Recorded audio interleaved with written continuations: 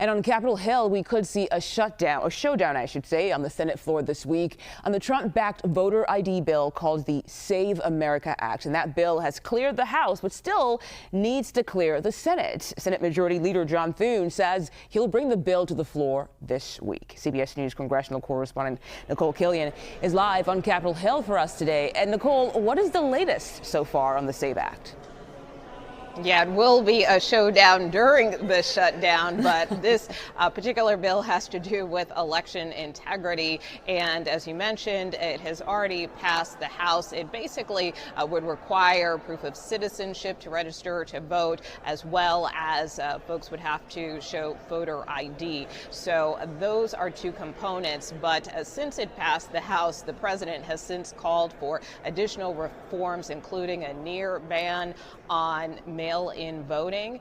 He also wants to deal with some transgender issues, keeping men out of women's sports. So that's an added component that he would like to see attached to this legislation. In fact, just last week when he was addressing House Republicans at his resort in Doral, he suggested that the speaker kind of rewrite this bill. So that is not what we're expecting to happen this week, but over in the Senate, they are going to take up that version that has already cleared the House. And it's possible, though, because of some of those changes that the president requested, that we could see some Republican senators try to add on those provisions through an amendment. Still, we expect this to be a very drawn out, protracted debate.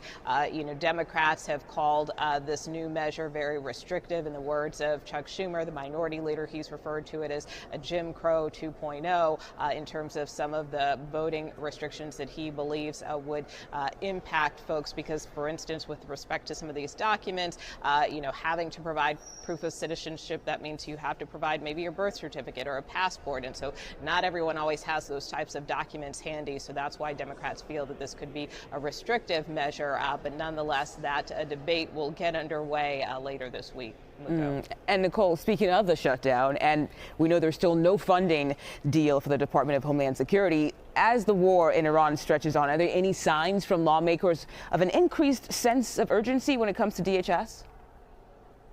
No, and even with these long lines we're seeing at the airport, it really doesn't seem to be moving the needle here. I mean, we did see this letter that a series of airline CEOs penned to Congress saying, look, don't make air travel the political football here because this is having an impact. But, Democrats remain firm that they really want to see some substantive reforms with respect to immigration enforcement in this country, which is kind of how we got in this situation to begin with. So even though Kristi Noem has been fired, even though we have seen some overtures from the administration in terms of pulling back in Minneapolis, where 2 U.S. citizens were killed by immigration enforcement agents, those are still not enough for Democrats to sign off on funding for the Department of Homeland Security. They did, for their part, try to put up some measures to fund some parts of DHS, like the Coast Guard, FEMA, TSA, but didn't reach the votes to clear that. Republicans feel, look, if you're going to fund some parts of the Department of Homeland Security, you need to fund all of it. So that's why they didn't endorse that particular strategy. So no sign that talks are going to get underway here on Capitol Hill anytime soon, but certainly those pressure points are increasing on lawmakers. Yeah, they certainly are. Nikole Killion on Capitol Hill for us today. Thank you so much for your time.